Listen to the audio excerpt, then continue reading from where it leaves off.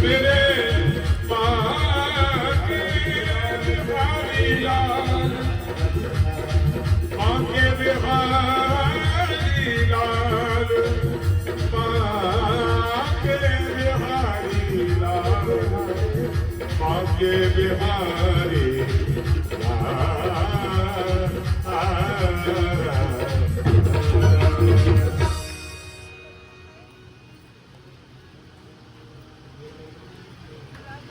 बाके बिहारी लाल बिहारे चरण में बड़ी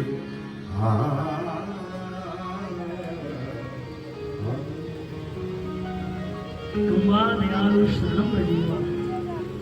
ऐसा कौन दयालु होगा भैया जब वो राक्षसी पूतना भगवान को जहर पिलाने के लिए आई थी, स्तनों में जहर लगा के आई थी और ठाकुर जी के मुख में जहर लगवाई, स्तन दिया, क्यों? मारने के लिए। लेकिन पता है उस पूतना को भगवान ने कौन सी गति प्रदान की?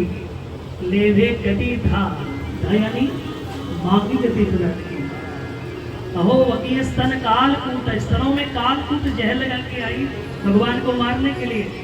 और मेरे ठाकुर जी कितने कृपालु हैं, उसको अपनी माँ की गति प्रदान की। जो गति माँ देवकी को मिलनी चाहिए थी, जो गति माँ यशोदा को मिलनी चाहिए थी, आज वह गति राक्षसी पूतना को भी भगवान।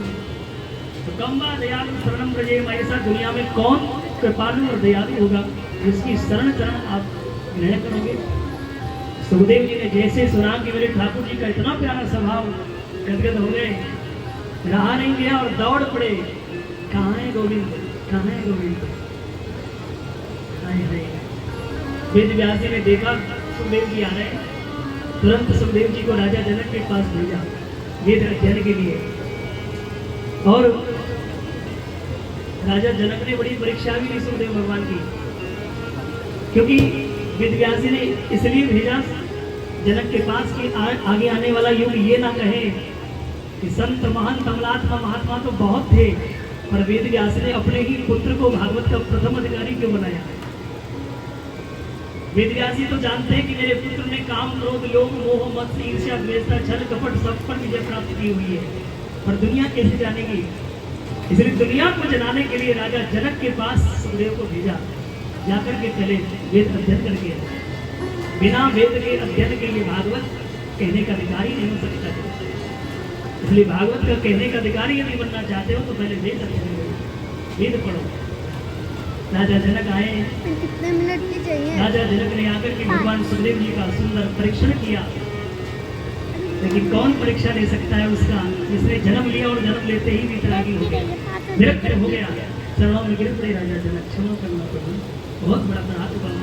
सुखदेव जी एक शब्द नहीं बोले, उठकर चले गए।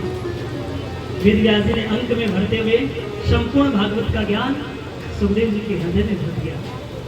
अब सुखदेव जी के हृदय में जैसे ही भागवत का प्रसाद प्राप्त हुआ, तो मैंने कहा ना जैसे वेद व्यास जी के हृदय में भागवत प्रकट हुई और भाव हुआ कि ये प्रसाद जन जन तक पहुंचे, ऐसे ही सुखदेव जी के हृदय में जैसे ही ये भाव प्रकट हुआ भागवत जी का, तो हृदय में संकल्प उठा कि अब ये भागवत का प्रसाद भागवत के किसी अधिकारी को दिया जाए।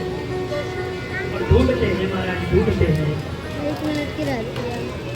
तो सूत जी महाराज कहते हैं कि इस भागवत का प्रथम अधिकारी कौन हुआ? राजश्री परीक्षित।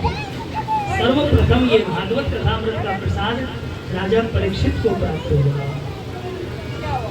तब सोनकादि ऋषियों ने कहा कि महाराज जी परीक्षित को भागवत का प्रथम अधिकारी क्यों बनाया? राजा तो और भी बहुत थे, परीक्षित को ही प्रथम अधिकारी भागवत का क्यों बनाया? तब कहा कि परीक्षित कोई साधारण राजा नहीं है, ये परीक्षित पांडवों